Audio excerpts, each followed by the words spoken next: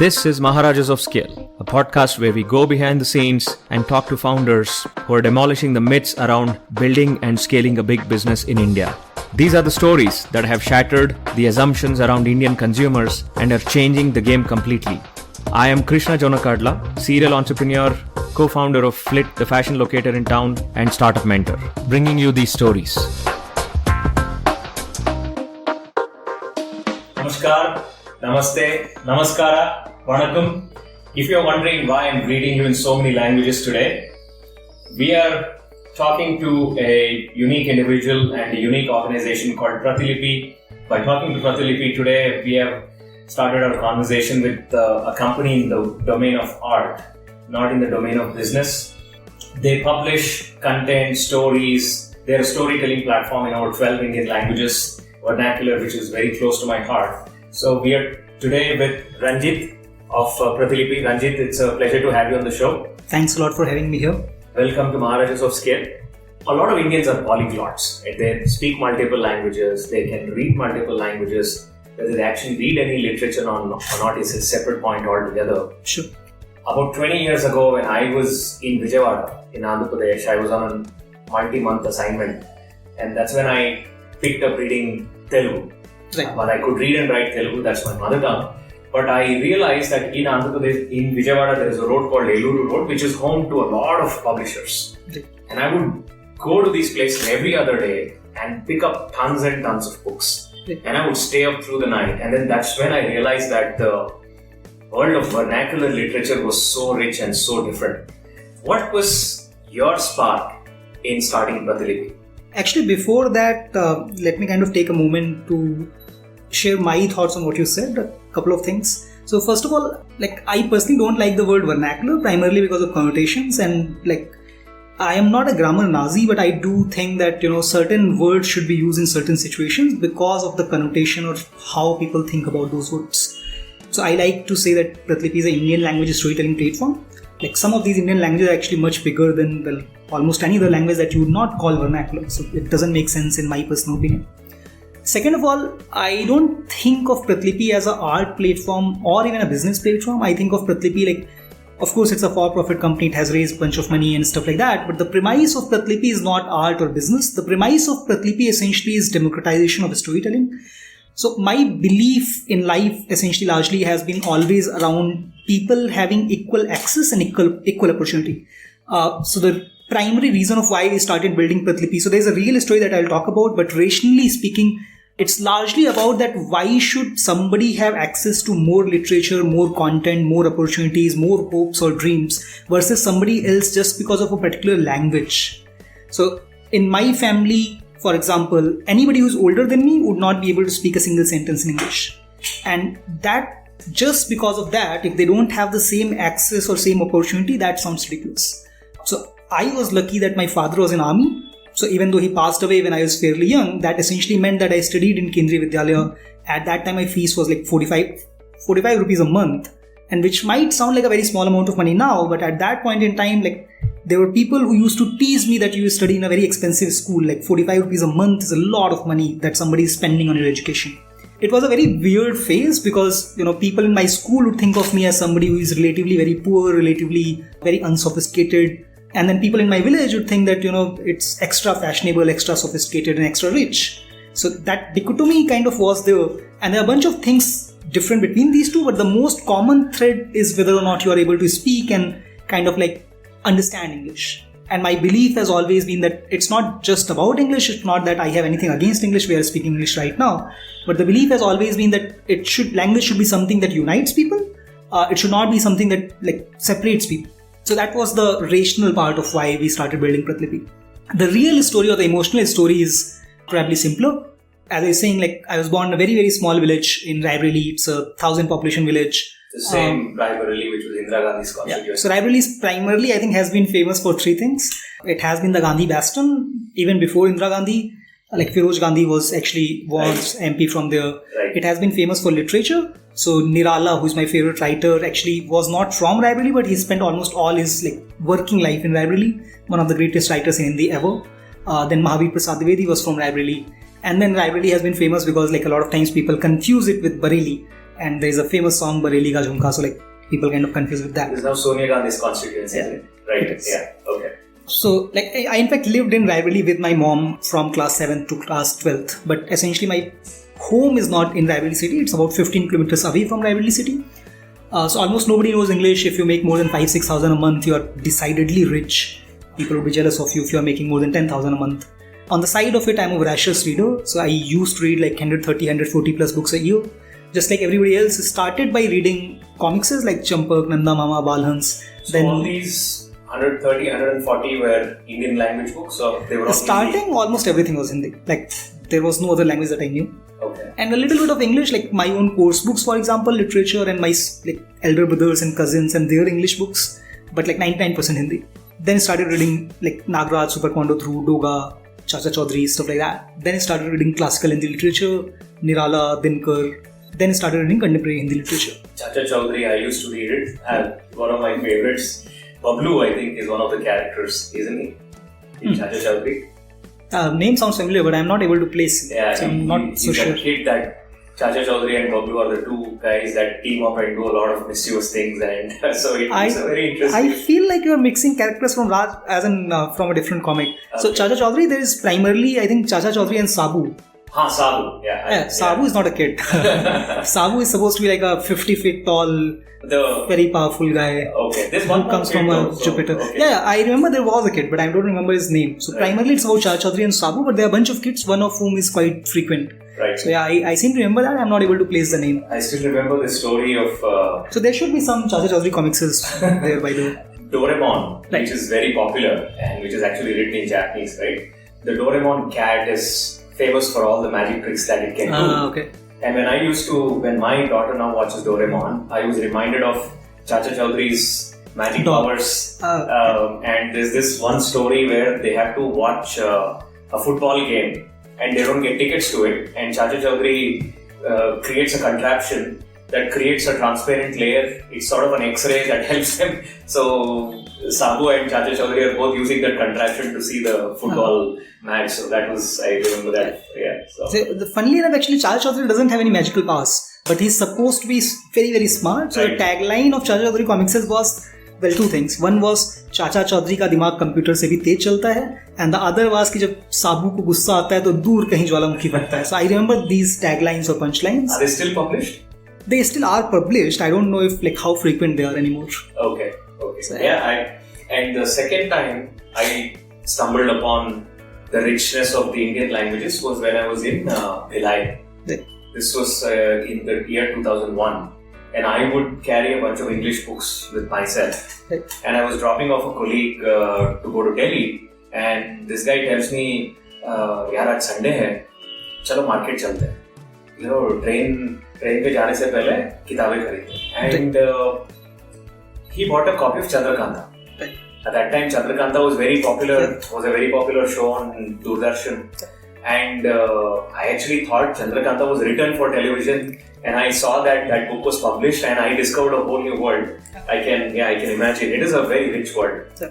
So I think almost every Hindi fantasy writer started from Chandrakanta Santati, which was the first Chandrakanta series book.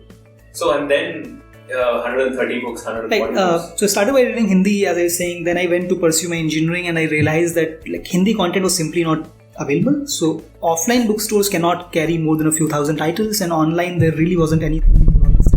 So I shifted to reading English, but I also started cribbing to my friends that it should be my choice if I want to read Hindi or English or German. It should not be because of lack of access. That doesn't make any sense. So because I come from a lower middle class family, as I was talking about, so my family essentially said that for a couple of years at least do some job, have a backup option, and after that if you want to do something, sure, by all means go ahead. So I did my MBA from FMS Delhi, then worked at Vodafone for a couple of years, and then I quit my job, different reasons. But essentially I was deciding what to do, and my friends essentially said that you have been talking about this problem for more than half a decade, and if nobody else has solved this, why don't you give it a shot? And I thought, well, that makes logical sense. Let's touch that access problem a bit. You've spoken about this. For example, in the Telugu world, there are lots of authors. It's a very rich literary world, and in the Telugu language, while a significant amount of contribution has been made by the three separate parts of Andhra Pradesh, the coastal districts have given rise to a lot of authors.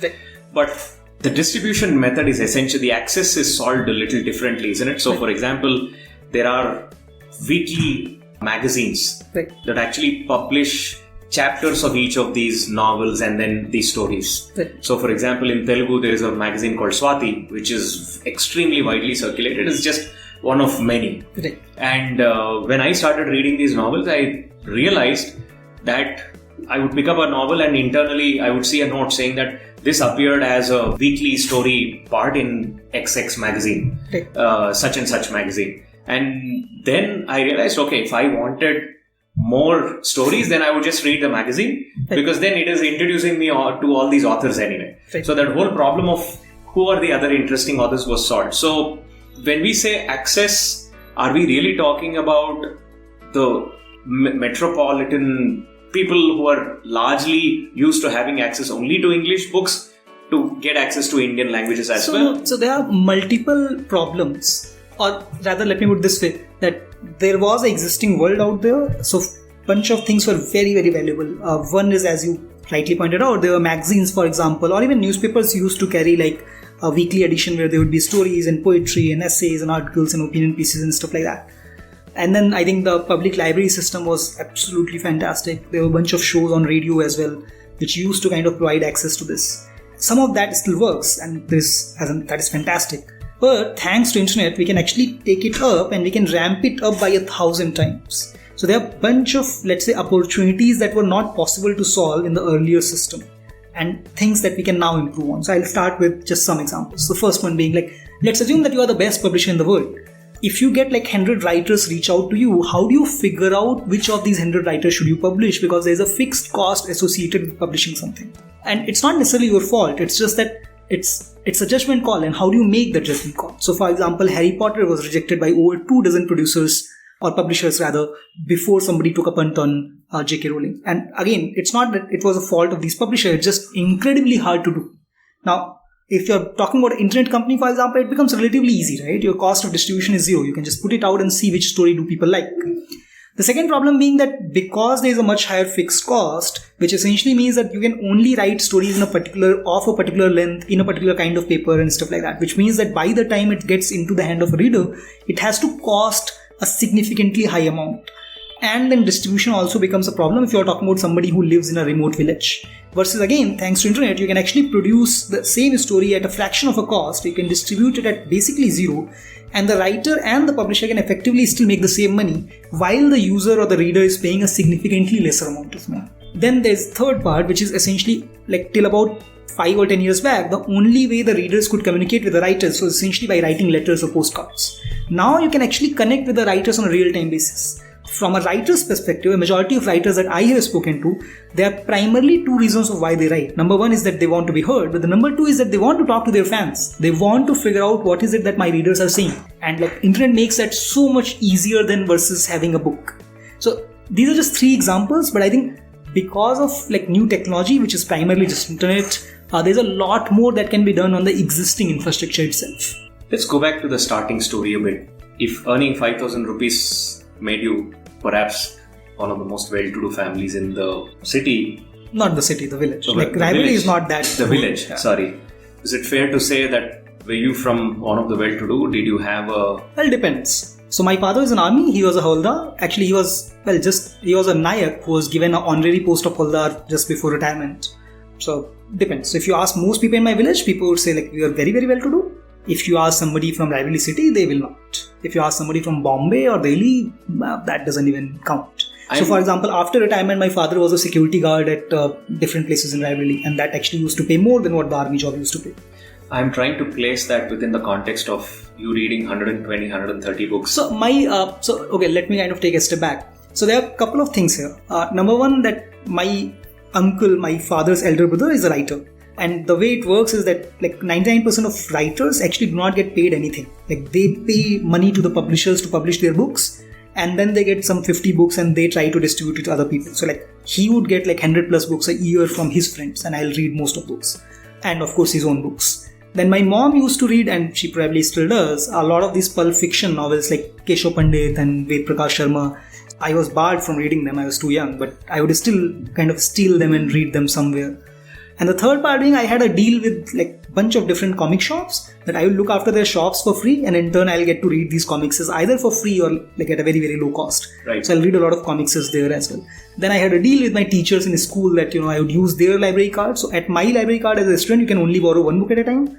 At teachers' library cards, you could buy 2 or 3 or 4 depending on how much clout the teacher has. So it was a combination of all of these. I can relate to a lot of that. I'm a voracious reader myself. Yeah. The things that I've done to get my hands on a book, it's legion.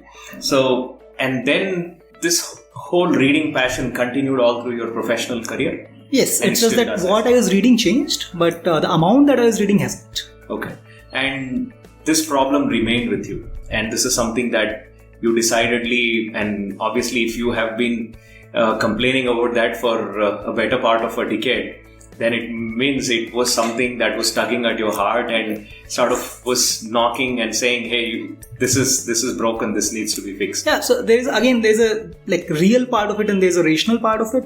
So the real part of it we have just spoken about. The rational part of it is also that one of the reasons that I became an engineer, and like I would probably be the first engineer in maybe 50 villages or 80 villages, was because I knew that there's something called engineering that actually exists. And like even after that, like one of the ways that I actually became a founder is because I knew that there's something called a founder or entrepreneur or whatever. Now, once I became an engineer, there are at least, like I would guess, maybe around 20 people in the neighborhood who are either engineers who are pursuing engineering. So in my belief that, having a role model or somebody to look up to has insane value. It sounds like a small thing, but once you see that, like, something is even possible, somebody has done this, then you kind of start feeling like this is at least possible. So that is very valuable. Now, of course, you can have real life models, but I think the best role models a lot of times come from stories. Like the number of people who get inspired by Harry Potter would always be more than number of people who get inspired by, majority of living humans. So it has always been my belief that great stories are what drives the world forward. So like a lot of new innovation in technology has essentially come from science fiction writers who imagine that, there would be a world where X would be possible or Y would be possible or Z would be possible. So I always wanted somebody to do this. I never wanted myself to do this, but I wanted somebody to build something like Pratilipi. That has always remained the same, both from an emotional standpoint or like selfish standpoint for me to be able to read something, and from a rational standpoint that the world should not be like this. What's a story that has stuck from your childhood that you remember even today? That's harder. So I'm a hyper-rational kind of person, which is both a strength and probably more importantly a big weakness. But that also means that like I pick like some parts from a lot of different things, but they are very, very almost no one book where I would say that I agree everything that is there. So there are a bunch of different books which I like for a bunch of different reasons. So for example, there was a time where I was a huge fan of Sicilian from Mario Puzo. There's a time where I was a huge fan of Artemis Fowl, which is actually a children's book that I read when I was already in B school, I think, for the first time. And still I read it like the entire series for like 3, 4, 5 times. So I would find it very, very hard to say what is my favorite book or who is my favorite author, because it's like I can tell you for this book or this author, these are the parts that I like, these are the parts that I don't, these are the parts that I find fascinating or interesting, irrespective of whether or not they are true. But it's hard for me to pinpoint something that I would say like this is perfect. Anything that left a lasting influence at least? So first of all, like Nirala has a poem called Saroj Smriti. It's about his daughter, and that I think is very, very powerful. Bunch of poems that Keats has written I think have been fantastic. Like I think there's a book called The Goal, which is about operational excellence, and that talks about largely like Eliyahu Goldratt. Yeah. So how important some bottlenecks are, and a lot of times everything else doesn't matter unless you can solve this. I think that has influenced me quite a bit. Hard Thing About Hard Things for a lot of different reasons is a fantastic book. Right. I think the entire, as I was talking about, like Mario Puzo trilogy of Godfather and Sicilian is fantastic if you want to understand like how human emotions kind of work in a wide variety of settings. So these would be just some. I think Premchand in general, the way he kind of explains very, very nuanced topics in very, very simple language, it's almost impossible to believe. Like if you just wanted to have fun, you can pick any of Premchand's stories and you can just have fun. But if you kind of dwell deeper, you would see like almost, there would be exception, but almost all of the stories would actually have a much, much deeper meaning. And like explaining that in such a simple story that even a 10-year-old child can understand is a genius. How did, in that background, with such simple family background, how did you pay for your education? Oh, I wouldn't say simple, but so like till class 12th, I was saying, if I remember correctly, till class 8, my fees was 45 rupees per month. My father is an army, so 45 rupees per month was not that big a deal. And like my mom and I used to stay in rivalry, so our room rent, if I'm not wrong, was 450 rupees, which was a big deal. But my mom kind of put a lot of emphasis on my education. Good for me in retrospect, bad for me at that time. So yeah, so I think my mom went through a bunch of hardships because like room rent is just one small part of it, just the societal pressure that, your family is living 15 kilometers away from there, including your other son and other daughters. So I have elder brother and elder sister, and you're like kind of living with your younger son, spending like maybe 12, 13, 1400 rupees a month, which was significant amount of money, was hard. Then when I went to pursue my engineering, funnily enough, I went to do my engineering from one of the most expensive colleges and not really like a top tier one. And that was, so we tried to get a bank loan. We figured that, that was impossibly hard to do. So mom, so we used to live in a joint family. So everybody kind of came together, especially my uncle that I was talking about, my dad's elder brother, and my mom. So we put some of the land under that. We put like random stuff and we kind of arranged for the money. Then during MBA, I went to one of the possibly like the lowest fees college in the world. And I actually made about 4.5 lakhs via internship and competitions and all of that. So like my fees was, I think, 20,000 and I made like 5 lakhs. So I was probably more like 4 lakhs in profit during my MBA. So less profit, more just paid back some of the debt. But interesting. Let's the larger world that people are aware of. For example, the English news channels. Sure. They're actually a tip of the iceberg. Okay. India, I remember somebody telling me, Piyush Goyal, asking somebody saying XX such and such channel is saying, what do you have to say? And his retort was that, is the Hindi channel saying that?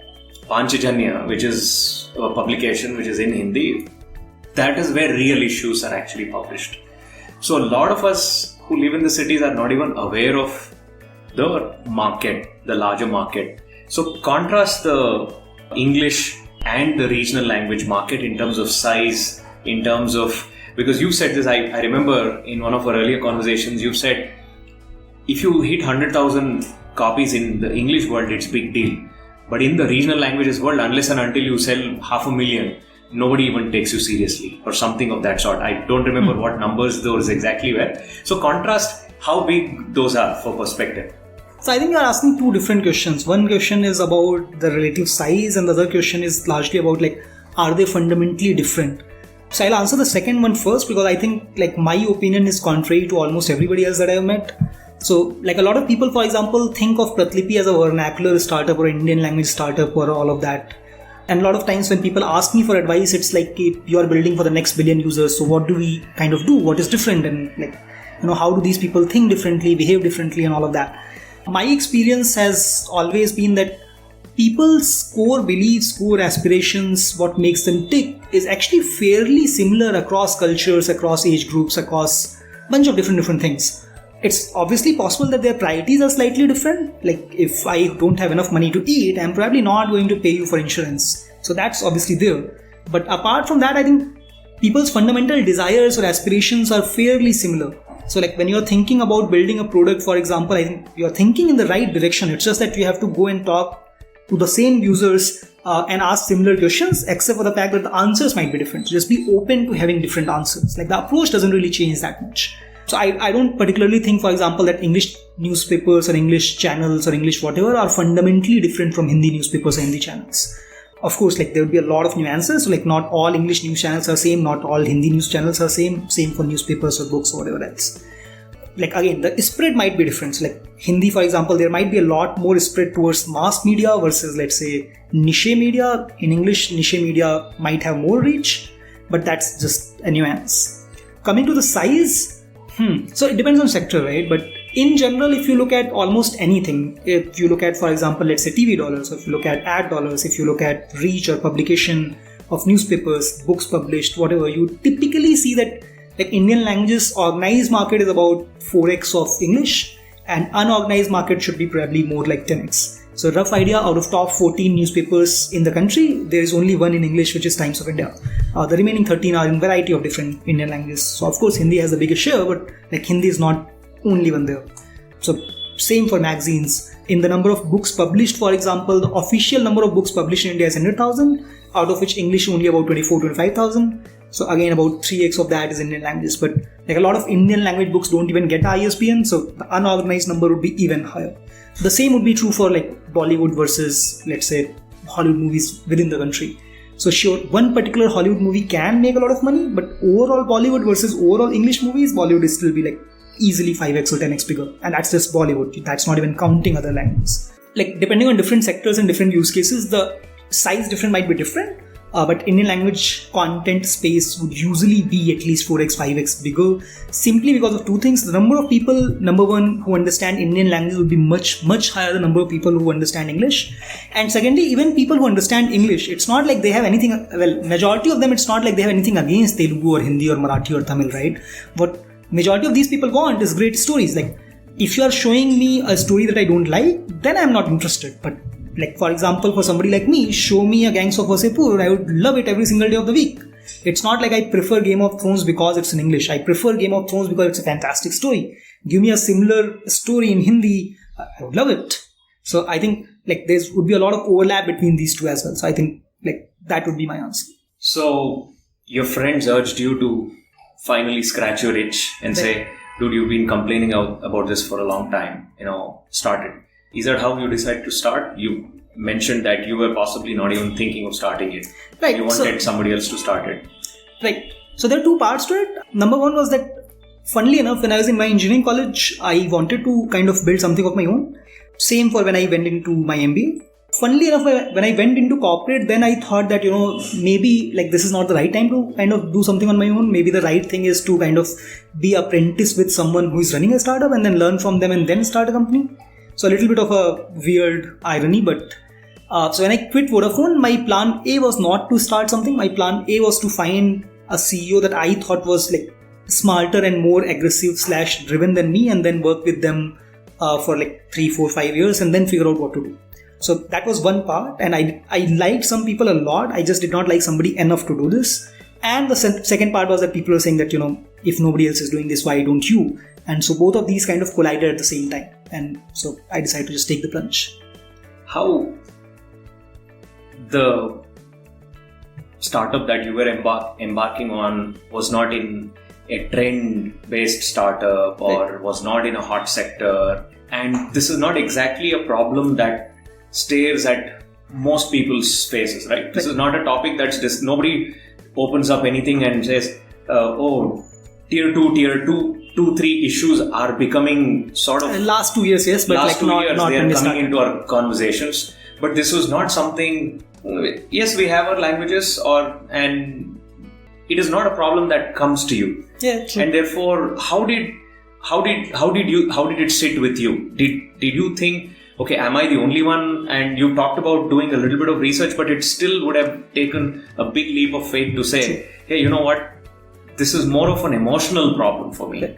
I've grown with this. So fun thing is that like a lot of people have done something similar to Pratilipi as a part of non-profit or social enterprise.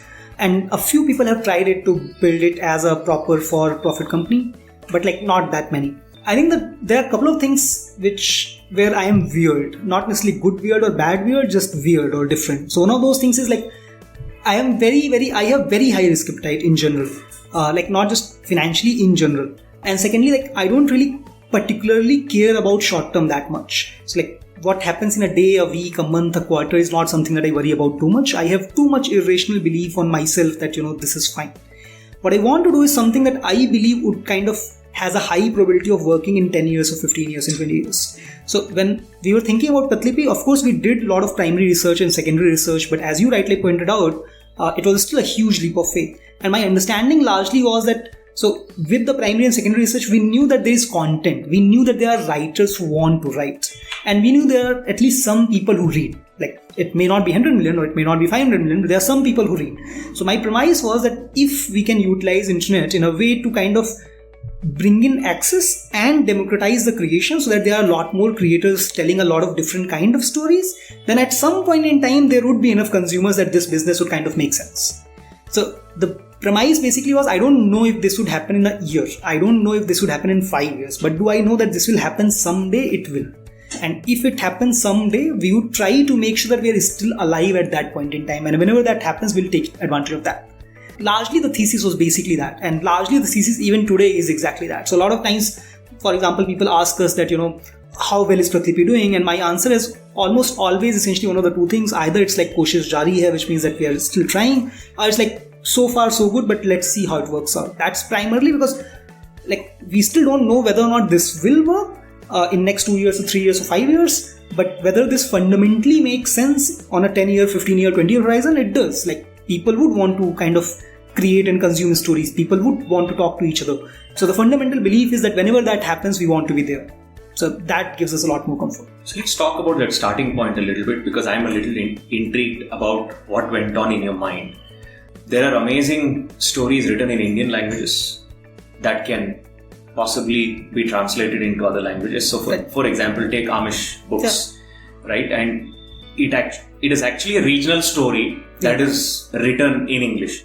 The style, the imagination is all very vividly feels like a regional language story, right? Sure. And that's possibly, I don't know, this is a personal opinion, that one of the reasons it became such a big hit was the folks in English were not even used to the world that the kind of Amish kind of writers were, dreaming up, right? So when you started, it wasn't essentially about bringing this world into that or that world into this. It was about crafting an entirely new world altogether. Okay. Was there a particular reason you took this path? So before I answer that, and I will. So while I was saying that I have irrational self-belief in myself, which is sometimes a good thing, mostly a bad thing, the good counterpoint that I have is that I am also somewhat self-aware. So I was very, very clear that I am not really a writer. I am not really an editor. I have zero sense of being able to figure out who is a good writer, what is a good story and all of that. So my premise was never that we will figure out the best stories. My premise essentially was we will have so many stories from so many storytellers that people can figure out what is the best story for you. So out of quantity comes quality. Exactly. Especially now that we have so much technology available, that becomes a relatively solvable problem. So my favorite example is Harry Potter. So some of my friends think that Harry Potter is the greatest book ever written. Some of my friends think that Harry Potter is absolute crap. Some of my friends think that Harry Potter is awesome. It's awesome for kids. If you're an adult, read Tolkien. So the story is the same, the book is the same. It's just that different people have different tastes. I was always of the believer that, my strength is not figuring out a story. My strength is largely about building a platform where we can figure out that which stories are the right stories for what kind of people, instead of me playing a gatekeeper's role. The reason why, so now coming to answer your question more directly. So the reason we thought of this model was largely because, as I was saying, I care a lot more about 10-year horizon. So if you're building a company from a 10 years perspective, then you have to think about something that is durable and defensible and large enough so that you will be able to attract other people to help you. Those other people could be my potential team members, it could be potential investors, it could be potential advisors, writers themselves, readers themselves. So we wanted to pick a problem that would be large enough and deep enough and will have some sort of inherent defensibility. So which is how this particular model came into place. Did we know or do we know that this is the right model? No.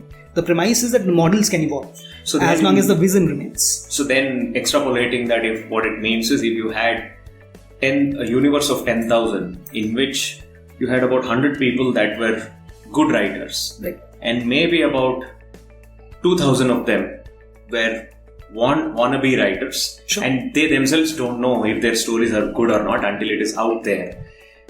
In terms of quantity, there's a vast difference, right. 2,000 versus 100, and there are going to be gems in them, honestly. Only discovery can tell, people who read their stories can tell. So you decided, I'm not going to focus on the 100, because while somebody has decided the 100 is good, I personally am not equipped to do that. But we are going to bring all of these 2,000, remove the economic barriers that exist, right, and then out of that let the readers and the users decide which are the ones that are great, and then right, bring it to the top. So I think you have captured half of it. The other half of it is what I think a majority of times people make a mistake on. So people think of like good writer as a good batsman, as a good founder, as like it's a static thing. It's really not. The best way to become a good writer is to write. So if we build a platform where you're writing and getting feedback from your readers, you are going to become a better writer. Like your first story is not going to be as good as your 100th story. So it's not just that we will have 2000 writers out of which maybe 5 would be good, but it's more like if there's a feedback loop going on out of these 2000 writers, like all of them will become better and maybe 5 of them will become like significantly better. So both of them have to kind of work in tandem. That's an amazing angle. So bring the quantity and for them provide a consistent feedback loop. Exactly. Get their imaginative juices going. And that feedback creates more energy for them to dream up more imaginative things. That's amazing. I've never seen anybody articulate anything like that. So now this model, had it already taken shape in your mind, or was it something that you did it with your founding team? So that's the fun thing. So like, to be fair, this was like the first model. It just so happens that we got like, it's random luck that we kind of are still doing the same thing that we started off with. So before I poached my co-founders, we had a chart that I had listed down like how does it work if we are right. Coincidentally, we are still doing like 99% of the same things, but that's coincidence. That's not that I was very smart or whatever. It's just like we made certain assumption that this is the first thing we'll go with. If this doesn't work, we'll change this and this and that and that. So you went with your gut? Let's say educated guesses. Okay. So I believe that instincts or gut, a lot of times people think that it's entirely natural, but I think it's like batsman's timing. Like if you practice the same shot 10,000 times, it becomes relatively easier to play it instinctively after that. So like it's educated guesses, sure gut, but not just random gut, more slightly educated, slightly random. So a combination of both probably. So how did the founding team come together? How did you end up, you are a pretty large founding team. Pretty large is subjective, but we were 5 people. Right. One of them has left last year, so now we are 4. Okay. So these are mostly the folks that I had already spoken with about the same problem. These are the folks who were complaining that you are cribbing about this. So Prashant was my school batchmate. Rahul was my engineering college batchmate. Shankar was my FMS batchmate. Shelly was my colleague at Vodafone. In fact, the first few hires were also people that had worked with me before. I see. So like my first employee was my super senior at Vodafone.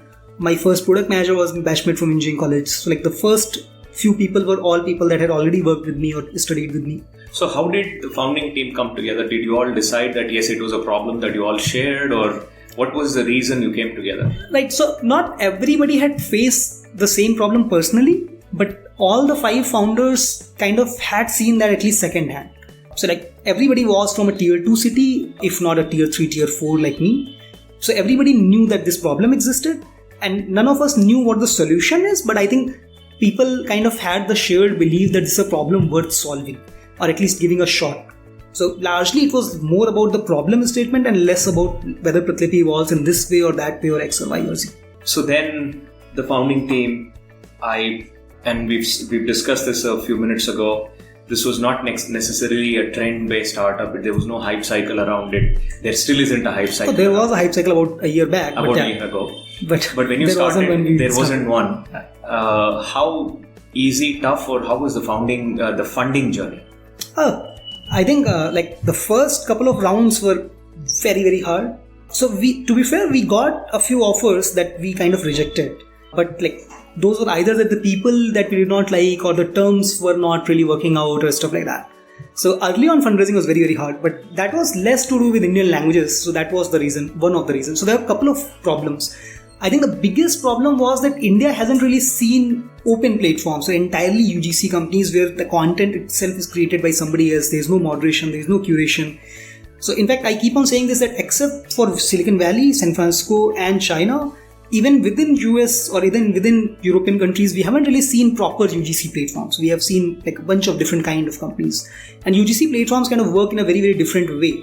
So which means that for people, and it's not that I'm trying to blame these people, it's just that if you haven't seen something work out, it's very, very hard for you to be able to pattern match and say that if this happens, that this happens, that this happens, that this happens. The only reason I was thinking like that was because I read so much, I read about like a bunch of these companies. So it was very, very hard to explain what is UGC. Why would somebody come onto Pratilipi's platform and write for free? Like a vast majority of people literally said that, why would anybody come and write for free? In fact, some people also said, why would somebody come and read on mobile? It's such a small device that how can you read on mobile? And I was like, what are you talking about? People are already reading Facebook and Twitter. It's just slightly longer content. So if you are reading Facebook and Twitter, why wouldn't you read a story if you wanted to read it? In retrospect, sounds funny, but at that time it seemed like a valid concern. And a lot of people were essentially talking about, like, everybody believed that for the Indian language content, there would be a lot of companies at some point in time. It's just that nobody knew when that would happen. So our bet was, that's fine, but we will kind of work in a way that whenever that happens, we're still there. So, did you bootstrap in the first few months? Or? I just kept on borrowing money from my friends and just kept on putting in. How long was that? So it was there for about 7-8 months. Then it was not there because we raised 30 lakhs from Times Internet. Then that money ran out, so it was again there for like 3, 4, 5, 6 months. Okay. So like overall maybe 8, 9, 10 months. Which was the biggest round? Chiming is Chiming? Yeah, so we raised 15 million a few months back. Okay, and they are a China-based fund. Right. Just interesting. You don't hear about Chiming Ventures anywhere. At least I haven't. Chiming is one of the best and the most well-known funds in China. But in the Indian ecosystem, that's what I mean. In Indian ecosystem, Pratilipi was their first deal. Okay. So I think if their first few deals work out, you'll hear about them. Otherwise, you'll not. What's their interest in it? I'm a little intrigued, curious. So I think generally for us, raising rounds after Series A have been relatively easier because people have seen this work. So somebody who was an investor in, let's say, a Facebook or a YouTube, they would understand Pratilipi intuitively. Right. So Chiming has bagged a lot of companies which were in user-generated content, and they have also seen a bunch of other companies that they might have missed out on, and then they became like a $5 billion company. So for them, it's relatively easy to see that, if X happens, then Y happens, then Z happens. And they understand that company might, of course, fail. But if things kind of work out, then this is how it will play out. It's relatively easier for them to internalize because they have seen that happen 5 times. So even within our existing investors, for example, some of the people, the reason why they became interested is because they have seen that play out while they were in Valley, or some of their friends were investors, things like that. What kind of scale is Pratilipi at right now? So we have about 138,000 authors now. They have published about 1.3 million stories. Monthly roughly about 7.5 million to 8 million monthly active readers. Wow. And you've spoken about Net Promoter Score. I'm a little curious, for a storytelling and a story reading platform, is that even a relevant metric? Why exactly? I can understand if you're a service organization or an e-commerce platform, you're delivering something, you're servicing something, then Net Promoter Score is relevant. In your case, I would say tangentially it is relevant. Yeah, I found a lot of interesting stories, and Pratilipi also recommended some additional good stories to me, so I can say I'm going to recommend Pratilipi to others. But otherwise, it seems like a retrofit metric to really track. So actually, funnily enough, NPS is one of the top 4 matrices that we track. So we track maybe about 1,000 different matrices. 150 of them we track on a daily basis, or I track on a daily basis. But there are 4 matrices that we really care about, and NPS is one of those. The major reason is 2 things. One is that you are right in the sense that in enterprise companies or services companies, NPS is very closely related with revenue, or at least whether they will upsell, whether you can upsell them, whether they will churn and stuff like that. But that's not just it. NPS is important to figure out that are you moving in the right direction. So for example, what is less important for a company like Pratilipi is that what is your NPS right now? What is more important is it growing over time? Is it stable? Is it degrowing over time? That kind of tells you whether you are building the product in the right way, whether you have the right sort of content that they want. For writers, whether you are getting them the readers that they want, whether you are getting them the features that they wanted to, all of this sort of stuff. Otherwise, it's very, very hard to figure out. So you can talk about DAU and MAU all you want. The problem is all growth is not created equal. How do you know that the DAU that you are getting is actually the DAU that is actually interested into your product? How do you know you are providing them a service that they're actually interested in? So not the only way, but one of the best ways to know about that is essentially just to figure out whether your existing users are happy with the service that they are getting or not. You were founded in 2013, right? 2014 September. 2014 September, so it's been about 5 years now. Feels like a lifetime. Very quick journey to so many million, to get to this kind of scale. And I still think there's a big journey ahead. But how was the start? How many, was it stumbling? What were the stumbling blocks? Was it shaky? Before that, let me kind of correct you. I think for a consumer internet company, we have done well. we haven't really done exceptionally well. So if I could kind of go back, I think like there are a bunch of things that I can do to get to the same point in maybe 3.5 years. So like very proud of where we are. So many million stories. You haven't even begun your monetization. So we have done well, don't get me wrong. It's right, just not well enough. Right. I think we could have done a lot of things a lot better. And true founder speak, right? So you there's always a chasm between where you want to be and where you are. And when you go back and possibly pick up your notes from what you had, you possibly have shot ahead of your goals, and internally somehow it just feels like you haven't. I am generally very ambitious. So as in, we were thinking of where we are, we'll get there in about 3 years. So again, we have done amazingly well, don't get me wrong. Like, we are very, very proud of what we have done. It's just that, are there things that I think we could have done much better? Yes, like much, much better. So talk about the shaky start. Yeah. It's not because you picked the other 2000, the wannabe writers, Right. because it's not. There are a variety of factors. Motivation is not the only aspect there. Right. There are a bunch of inhibitions, and the availability of a platform is not necessarily. It's not like they're all waiting. Oh, as soon as I have a platform from tomorrow, I'm going to start penning down these stories. Right? How was that start? So actually, I have given like half of the answer. So for building any kind of marketplace, the hardest part essentially is just how do you solve the chicken egg problem. So just because you have a platform, nobody's going to come.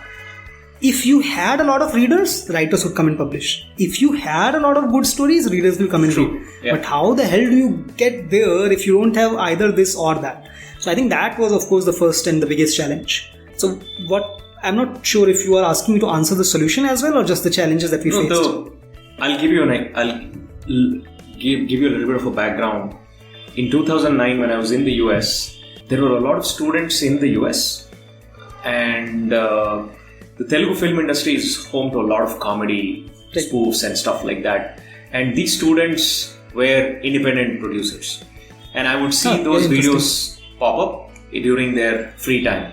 And I started a media company, and I quickly realized that there weren't a lot of producers. And I started a relationship with Ramanaidu School in Hyderabad to started producing our own content, and I realized that I was way ahead, way early in that game. There was, no matter what I did, the demand existed. There was no doubt about the demand. It's just that the supply side didn't exist at all. Right. And it would have been a superhuman effort to create any sort of supply. Right. So ran it for about a year at best.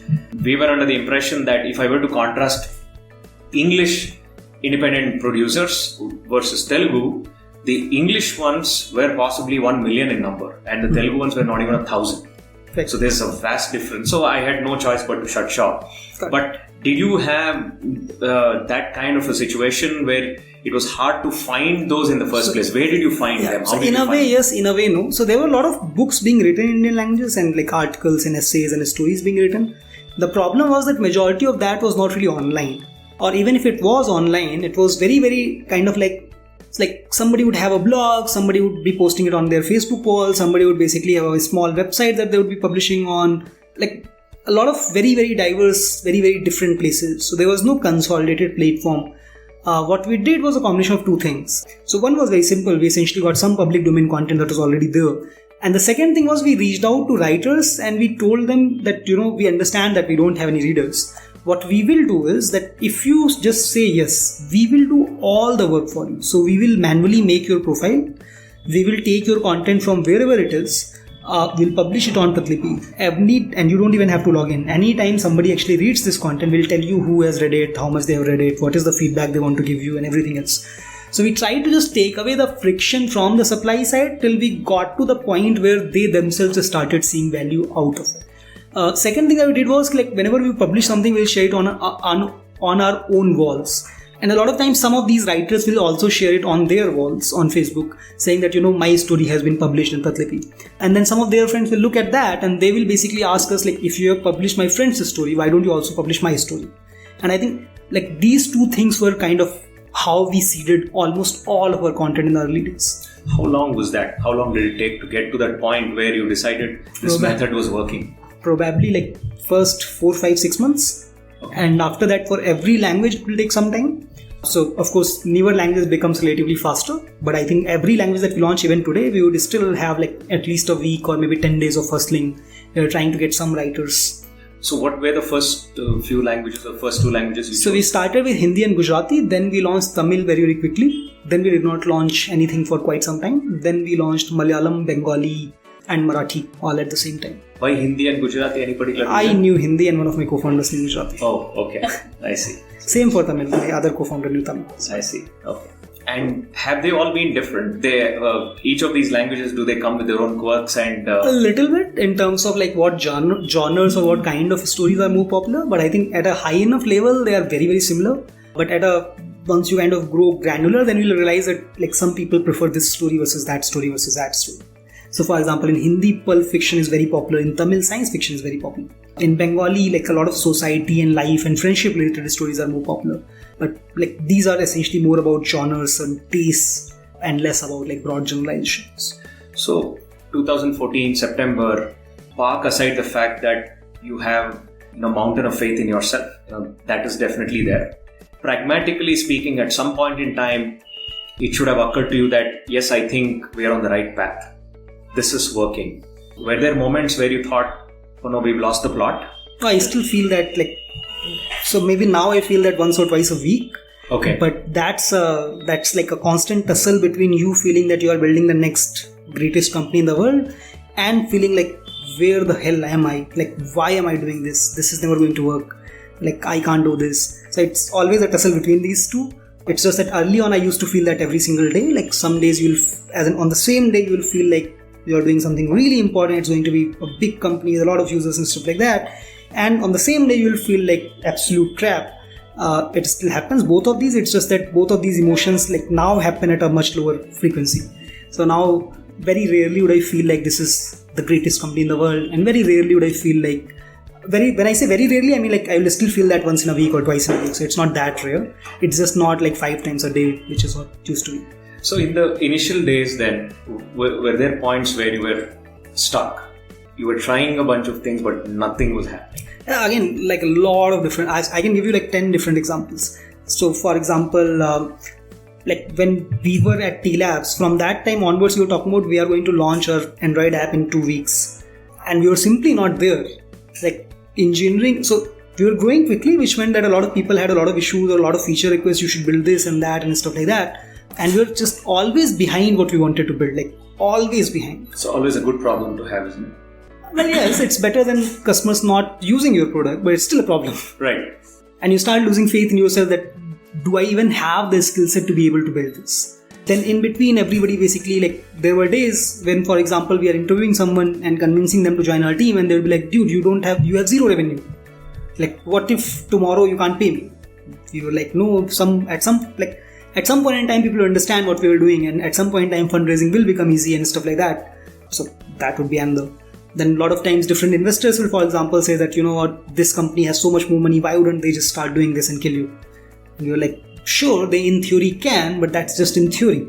In practice, like if I was 100% sure this is working, why would I be raising money from you? If it's 100% obvious, I'll go to a bank and take a loan. That's sort of a question applicable for any idea. Yeah, exactly. So I'm not trying to say that in any way Pratilipi was a snowflake. It was largely very similar to other companies. There would be some challenges and some good things. What I meant was, why would a large company with so much money not do it? That applies for practically every idea. Yeah, that is true. But when you are actually going through that phase where like you have zero money in the bank and a potential investor says that, you actually feel like, why don't you get it? So you start getting into that victim mentality, at least for a minute, if not for an hour. Right. Where you start feeling like, why is everybody so stupid? And why can't they get it that like Google has 10,000 things to do? Right. And like, why would they focus on this one small problem right at this time? And if they do, then I'm dead. That's obvious. Why are you asking me? Right. So like, these kind of feelings typically wouldn't last for more than a few minutes, but will they last for a few minutes? They will. And oftentimes they will last for like, they will come like multiple times a day. So then, essentially, you've seen this more as a supply problem. The supply is where you did most of your growth hacks. Right. Well, in the very early days, yes. So supply side, we don't do growth hacks. Supply side is way too important for hacky stuff. No, what I mean is, you did initially to get some of those writers. Yeah, in the first 6 months, you're right. And did the readership automatically take care of itself? Mostly yes. So readership has been a lot more predictable. So writer side, for example, for the first 2-3 years was not growing that quickly. It was growing fairly slowly. Reader side has always been roughly more or less consistent. Okay, and how are both of those worlds now? The writer world and the reader. Every quarter we essentially grow at about 50%. Like some months it might be 40, some months it might be 60, but I think broadly it is very rarely lower than 40 and it's very rarely more than 60. So it's roughly about 50% every quarter on both sides. And so 1.5 lakh writers, 1.37, 1.38. 1.38, that's a lot. And almost all of them write on a regular basis? No. So on a monthly active basis, we have about 22,000 writers. So there could be two parts to it. One part is that obviously these people have joined us over a number of years. Number two, some people write like long form content only. So if you are going to write a novel, it's going to take you like 2 years to write. You can't be monthly active or weekly active because like it's going to take you 2 years. So we have tried to solve that in different ways, but... What are some interesting stories that you've seen on the platform? Something that you thought disrupts the genre, has not been heard anywhere? Honestly, like there's way too many to name. So there's like a lot of crazy stuff that people publish. Some of it crazy good, some of it crazy bad, some of it just crazy, not necessarily good or bad. Anything that stands out? So a lot, which is why I'm trying to figure out like which one should I talk about. So something that I'm forgetting the name. I think I'm forgetting the exact name of the writer, but there's somebody called Jadi who had published a story called Mayavi Gintiyan back in 2015, and that was one of the first crazy stories that I read, and I was so freaking happy. So it basically talks about there's a guy, like a small kid, I think maybe 10, 11, 12 year old, who is afraid of maths, and then an alien comes to like his neighborhood and he captures this small kid into a world where the only way to get out of that world is to solve a lot of mathematical problems. And this alien being basically kind of takes over this small child's body. So he is living his life, the alien guy, as a god on Earth. And this kid is basically trapped in that world where the only way to get out of is by solving maths problem. I thought that's phenomenal. That's very interesting. That's super interesting. So there's another story. It's not in Hindi. I'm forgetting which language it is in. Where essentially there's a doctor who is building the first artificial general intelligence. He's driven primarily by bringing his dead wife alive. So his premise basically is if I can build AGI, I can achieve some kind of singularity where time kind of doesn't hold any meaning. And then so his dead wife was the one who started this project, so he kind of figures out a way to get her back, and the wife comes back and essentially says that every time we go through this iteration, I again and again tell you don't invent AGI and you still do it. Time machine, time travel. Time travel plus Inception type. So the same loop is going on every time. The same loop is going on. That's interesting. So there are two more things that I want to touch upon. One is you said this, you've spent zero on content acquisition. Absolutely zero. But that would be sort of true for any user-generated content platform. Which is why I said we are one of the, for a UGC platform, it should be true. Right. Having said that, in retrospect, for example, when I advise other founders, I spend 10% of my time helping other people. I usually advise them that if you can afford to put in more money or more time or both, while you are seeding, you should do it. Once you have seeded, you should understand what is seeding versus what is actual strategy. But during seeding, you should actually invest money and time both. If I had to go back and build Pratilipi again, I would have invested money into content acquisition. I would have invested more time into content acquisition in the early days. Not as a strategy, but as a seeding mechanism. And your metrics are all out there. You say you're a very transparent company. And I, for one, feel that's a whiff of fresh air in India. Because I've seen two parts of it. One is crazy wild claims, what you see in newspapers. Without naming names, there is this investor that told me that the public news about a particular funding was $3.5 million. In terms of actual money given was only $30,000. That doesn't make any sense. Why would you do that? For news. Okay. It came from a very credible investor. Okay, that just sounds funny. I know that people kind of inflate numbers. Right. But so it's one thing to, if in a non-transparent world, you can say any number. Right? True. And it cuts both ways. The ones that buy it, it looks big for them. But the ones that don't, it's just a number, right? It doesn't make sense. It carries very little credibility. Sure. But the number of Indian enterprises in the startup space that are transparent about numbers, how they are growing, why they are growing, they are somewhat in the lower number, a very minuscule percentage. and you are one of them. Was it a conscious decision? Contrast that with what you see. So honestly, I think it's partly or at least largely, in fact, a function of just market maturity and market depth. So think of it like this, right? Historically, we have lived in a world of scarcity. And when you are living in a world of scarcity, you want to defend what you already have because you're afraid that otherwise somebody else will steal it. So it doesn't matter whether you are talking about knowledge sharing, whether you're talking about your data, you're talking about sharing your vulnerabilities or whatever. You always feel like if I give you information that, this is where we are bad, then you are going to judge me, you are not going to join me as an employee, you are not going to give me money as an investor, and so on and so forth. So you have this, at least the society that you've grown up in has created the need for you to put up a facade of exactly. Right? Yeah. Historically, that has been true. So, of course, in the information age, for a lot of different things, we actually now live in a world of abundance. So, for example, information itself is literally abundant. The problem is not that you don't have information. The problem is how do you go through that information. But when you're talking about Indian startups, it's still I think Flipkart was one of the first companies that kind of started that tech startup ecosystem. So, it's still a fairly young, immature, not deep enough market. So, it's like a fascinating place to be because of how quickly it is growing and how much depth and interesting ideas we see now. But it's still a fairly young industry. So even now, for example, how many founders, unless you have excellent pedigree that you were one of the first 10 people at Flipkart, that's different. But by and large, even right now, raising money seems like a big hallmark of success. Right. And that's because of the market depth. So which is why I think a lot of times people feel like they need to lie so that other people kind of feel like this is a good place. But I think once we go beyond this and move to a place where, there's a lot more liquidity, let me put it this way. So there are a lot more employees, a lot more startups, a lot more founders, a lot more investors. Then we would see that the best ones will typically be a lot more transparent about a lot of different things. Given that the space you operate in is so vastly different from what you see else, it's not AI, it's not machine learning, it's not data analytics. To be fair, we probably use more machine learning than most companies that call themselves as ML companies. Correct. So it's not a cool thing to work on. It's not that. It is not fintech. It's not one of the hot sector ones. You're in a league of your own. Sure. Given that, what is the kind of culture you have internally? And you mentioned you enjoy a very high employee NPS. There must be something on the culture front and the environment front that you must be doing that must be engendering it. Or is it where you get these people? So I'll get to both of these. So number one, funnily enough, we probably use more machine learning, as I was saying, than vast majority of so-called AI companies. So think of us like you would think of Amazon. So Amazon doesn't talk itself like an ML company, but essentially if you're building recommendation at scale, there is only one way to do it. As in the models would be different and the technology might be different, but essentially you have to employ some sort of automated learning procedures.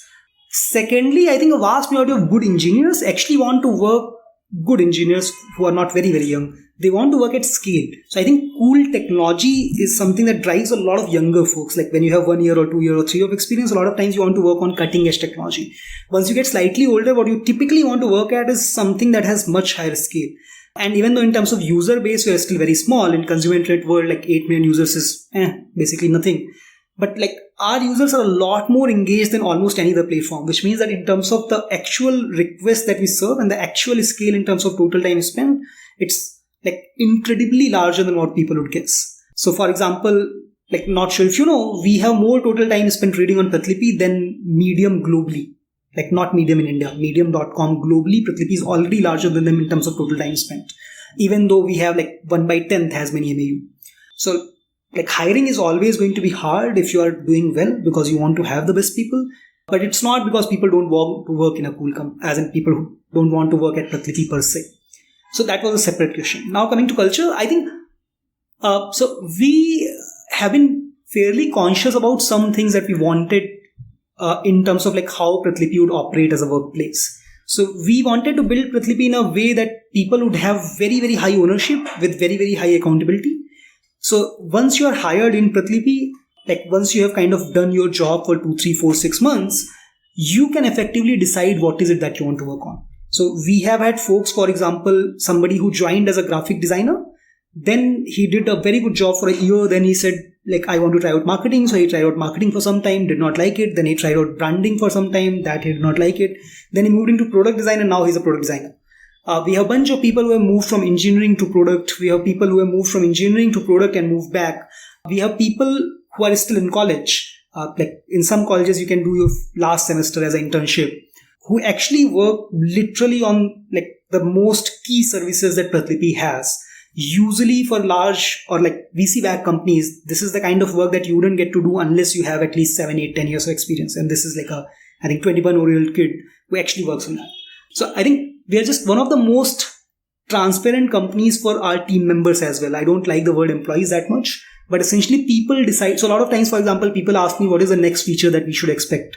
And these are, of course, people who are interviewing me, but these are also people like potential investors. And I would usually give the same answer. I'm not sure because it's not my call to make. So the way Pratilipi works is that if you are doing something, it doesn't matter if you're the CEO or if you're an intern. If you are doing something, it's finally your call. So you get to decide if I should do X in Y way or Y in X way or something else altogether. So that is bad for us in short term because it's not the most efficient way. But like that essentially means that people are a lot more driven and people are learning at a much faster pace. So it's much better for us in the long term. And I want you to talk about this access thing. And when you spoke about your funding journey where you didn't have any funds, you didn't mince words, you weren't going to cop out to what they were saying. That comes with a certain life, the way you think about money. And talk to us about that. So honestly, I think it's a very, very complex and nuanced topic. And in general, I do not like kind of talking about things in a black and white manner when they are not black and white. So access or privilege is something that has 1,000 shades of gray. And they, more importantly, they work very, very differently for very, very different people. Something that kind of might help me might actually hurt somebody else in the exact same position. So for example, a lot of people keep on talking about, how having a chip on your shoulder can sometimes drive you to do great things. Like a lot of the bravest, the richest, and the most adventurous people in the world have had a huge chip on their shoulders. But there are also people like who got into depression because of the chip that they had on their shoulders. So it's like very, very hard to talk about this. At a high enough level, what I can talk about largely is that essentially in an ideal world, an entirely ideal world, everybody should have the same access and the same opportunities. And like there shouldn't be a privilege that exists. In a realistic world, there is a lot of privilege that you get for a lot of different things. So just by the sheer fact that I can speak English, for example, it's a huge privilege. The fact that like I'm a boy instead of being a girl has been a huge advantage. Because as the younger son has had its own, both advantages and disadvantages. So a lot of these things kind of work in many, many different ways. What I do think that we need to do is that we need to figure out a way to kind of take things from here and move in the right direction where people have more access and more opportunity. Will we ever get there? No. But can we make things a little bit better than what they are? I definitely think that we can, and we should all be trying for that. Answering it in greater detail will take like a lot more than 10 or 15 or 20 minutes. I think we'll leave the topic here. And I do have one last question in terms of it's one thing to build a world of your own, measure yourselves by the yardsticks of that world, right. Because the world that you're building doesn't exist right now. Right. And we don't even know what success looks like. Yeah. We can go back, look at NPS, we can look at DAU, MAU, millions of readers, but that are possibly just proxies. Certain indicators, right? Yeah. Proxies. Yeah, I think that's a better term. But at some point, there have to be some mainstream breakouts. Right. For instance, there has to be a story that's written on Pratilipi by a writer who started his journey on Pratilipi, and maybe that becomes a film, right? And maybe there is one Amish equivalent or a J.K. Rowling equivalent. Are you traveling in that direction? Do you foresee that coming? Funnily enough, organically, I think there have been more than 100 stories published on Pratilipi, well more than 100 actually, which have already been converted into physical books, to comicses, to regional movies, to regional TV shows, wow. to web series and stuff like that. It's just that nothing has yet been like a Amish or a Harry Potter. I see. But would that happen? I'm pretty sure it would. Will it happen in 6 months or 2 years or 5 years? I am not so sure. Do you foresee that being a serendipitous outcome? Or till now it has been entirely serendipity. Well, not entirely serendipity. Part of that is just because of business model. So like a lot of publishers and producers would essentially read stories on Pratilipi and they'll see, oh, this story is fascinating. But now we kind of have someone in our team, Shubham, who is kind of doing this actively. So because as a writer, you wouldn't really know these many people. So you're dependent only on luck. What we are now trying to do is, can we figure out a way that we can take the best stories and give them a lot bigger boost? Amazing. So both in terms of reach and also in terms of financial benefits, of course. So Ranjeet, we have spoken for over an hour. It's always a fascinating conversation. I think behind all your aggression lies so much of honesty and so much of transparency, and it is very, very refreshing that you don't mince words in what you say. We've dwelt on length. I loved those two stories. That's what stuff, real world stuff is made of, right? Behind all the business stuff, which is why I refer to this as art, because there is a money making angle to it. But it is very core to what a human being is, which is expression. Absolutely. So, and expression and art, they're all ventures of the soul, so to speak. You built a fantastic thing at Pratilipi, and it still feels like you're still scratching the surface for what's possible. True. If we step outside of the Indian language realm, the world languages also demonstrate a very, very interesting world. I tried building a streaming media startup for the non-English movies and content, so to a certain extent I understand what you're building, and we know that a lot of interesting things are ahead. Thank you for speaking with us at Maharajas of Scale. We wish Pratilipi the very best. Anything you would like to say in closing? So first of all, thanks a lot for having me here. Second, just a word of advice in case there are future founders listening or early stage founders listening. So number one reason I have seen smart people fail is because they try to do 5 different things, and a lot of times people will give you different advices. It's important to try out one core thing at one point, and it's easy to look back and look at Pratilipi, for example, and say, okay, Pratilipi is doing this and Pratilipi is doing that and Pratilipi is also doing this and that. But what you have to understand is that for a long, long time, all we did was essentially one thing. And once you are good enough at that thing, only then do you kind of typically expand to something else. That's probably it. We hope you enjoyed this story. If this story made a difference to you, tell us by leaving a comment on the website or our social media channels. Help us spread the love by subscribing, liking, and sharing our show. We welcome speaker suggestions and collaborations. Write to me at nida@maharajasofscale.com.